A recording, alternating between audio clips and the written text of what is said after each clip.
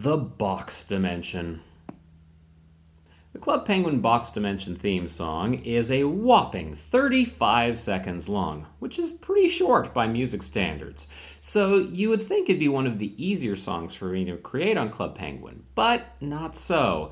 The Box Dimension holds the record of being the song I had to restart more often than any other song on Club Penguin.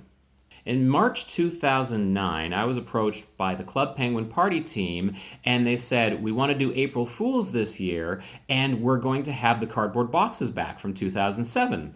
And we're going to put more into it this year, and it's going to be great. And I was on board with that. And they said, we're also going to have a special cardboard box furniture item, a portal that if people entered this, they would be able to transport into a different room. This special box dimension where it's just cardboard boxes floating around and purple skies and weirdness. And I was like, yes, that sounds awesome. That's totally something Club Penguin would do.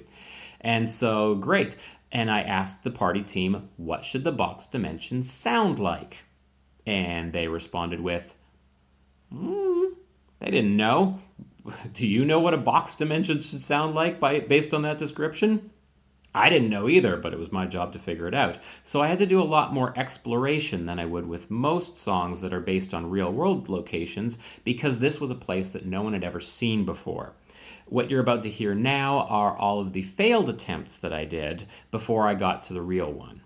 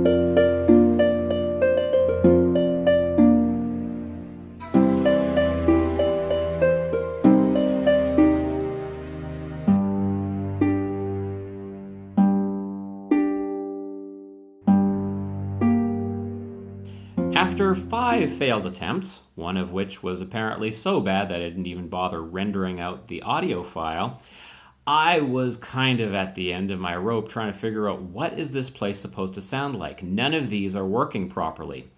And so I went back into my memory of video games just to ask myself, where else have I seen floating boxes before? And somehow I recalled Sonic the Hedgehog 2.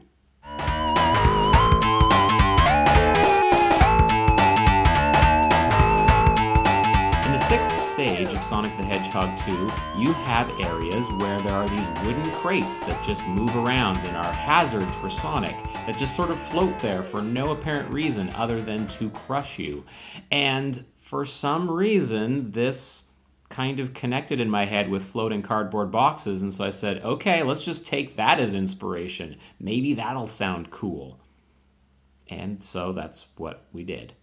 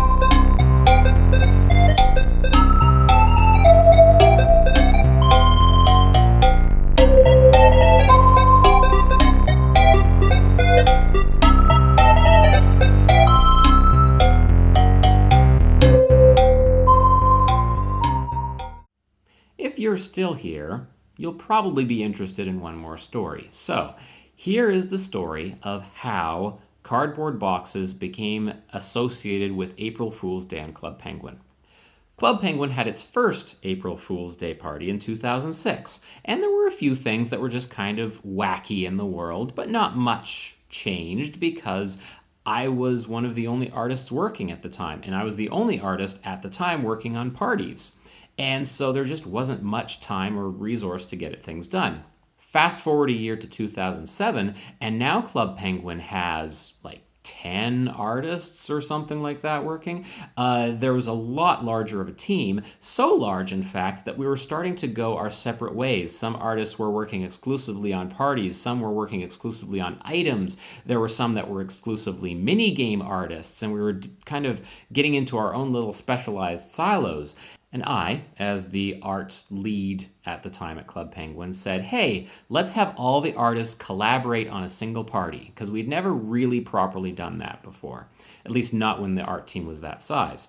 So we got together and I proposed cardboard boxes. Every artist has to animate in some way a cardboard box. Do something crazy with it, whatever you want with it. We'll gather all the flash files together, we'll stick them in any of the rooms that we can, and it'll be a big just showcase of all of our abilities in doing crazy things. And so that's what we did. We put 101 cardboard boxes, I think, into Club Penguin, and they all did unique things. And it was just this time for the team to all get together, which was a rarity already in 2007 and became more so as time went on. But I have very fond memories of that party for that reason, so if any of the Club Penguin artists happen to be watching this video, thank you. Thank you for being an awesome team. Love you guys.